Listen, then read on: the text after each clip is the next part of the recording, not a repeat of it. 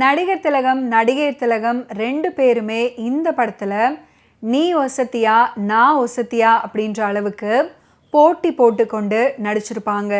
இவங்களை தவிர வேறு யார் நடிச்சிருந்தாலுமே இந்த படம் அந்த அளவுக்கு வரவேற்பை பெற்றிருக்காது அப்படின்றது தான் ரசிகர்களுடைய கருத்தாகவும் இருந்து வந்தது. ஆனால் படத்தின் இயக்குனரான பீம்சிங் அவர்களோ இந்த படத்தின் வெற்றிக்கு சிவாஜியும் சாவித்திரியும் காரணமில்லை அப்படின்னு அவருடைய மகனிடம் ஒரு சமயம் சொல்லியிருக்கிறாரு. அதாவது இந்த படத்தில் சிவாஜி சாவித்திரியை தவிர வேறு யார் நடிச்சிருந்தாலுமே படம் வெற்றி அடைந்திருக்கும் அப்படின்னும் படத்திற்கு கண்ணதாசனையோ எம்எஸ் விஸ்வநாதனையோ தவிர வேறு யார் பாடலுக்கு இசையமைச்சிருந்தாலும் இந்த படம் வெற்றி அடைந்திருக்கும் அப்படின்னு சொல்லியிருக்கிறாரு. ஏனெனில் இந்த படத்துடைய வெற்றிக்கு மிக பெரிய காரணமாக அமைந்திருப்பது கதை மட்டுமே அப்படின்றது பீம்சிங்குடைய கருத்தாக இருந்திருக்கிறது.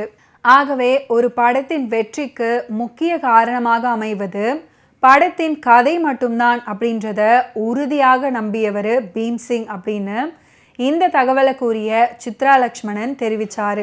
மெல்லிசை மன்னர்கள் எம்எஸ் விஸ்வநாதன் அவர்கள் எவ்வளவோ அற்புதமான திரைப்படங்களுக்கு இசையமைச்சிருக்கிறாரு. அதில் மகுடம் சூட்டும்படியான பாடல்தான் இந்த பாசமலர் திரைப்படத்தில் இடம் பிடித்த மலர்களை போல் தங்கை உறங்குகிறாள் அப்படின்னு அவளுடைய எதிர்காலம் குறித்த ஆசையை சொல்லும் அண்ணனின் வழியே பாசத்தை பாடலாக்கியிருப்பார் கண்ணதாசன். சகோதர உறவுக்கு இதற்கு ஈடான பாடல் எழுதப்படவில்லை அப்படின்னு தான் சொல்லணும். தமிழ் திரை இசையில் இந்த பாடலுக்கு ஈடு இணை சொல்ல முடியாது.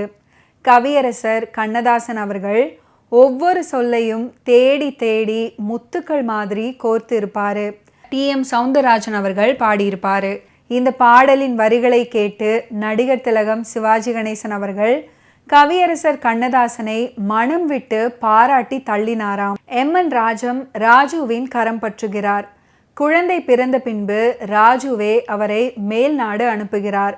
கடைசி காட்சியில ராஜு இறந்த பிறகு அவருடைய நடிப்பு பாராட்டுக்குரியது. எம்.என். நம்பியார் எம்.என். ராஜத்துக்கு அண்ணனாக வருவார். கதாபாத்திரத்தில் பரம சாதுவாக நடித்திருப்பாரு. பாசமலர் திரைப்படத்தின் இறுதி கட்ட காட்சி எடுக்க வேண்டிய நாள்.